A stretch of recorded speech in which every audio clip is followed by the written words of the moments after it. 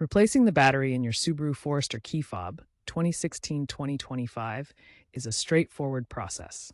First, you'll need a CR2032 battery and a small flathead screwdriver or plastic pry tool. Locate the notch on the back of the fob, usually near the keyring.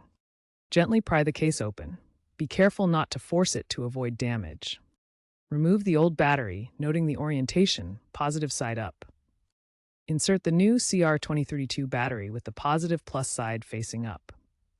Snap the case back together securely. Test the remote to ensure it's working. If you're having trouble opening the key fob case, soak it in warm, soapy water for 10 to 15 minutes to loosen any adhesive. For stubborn cases, apply isopropyl alcohol. If the remote isn't working after the battery replacement, try reprogramming it.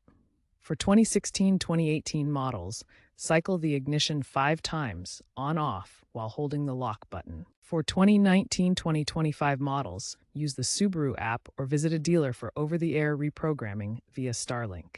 A low battery warning is integrated in 2024-2025 models, alerting via dashboard when the fob's battery is below 20% charge. If problems persist, a faulty circuit board or interference from nearby electronics may be the cause.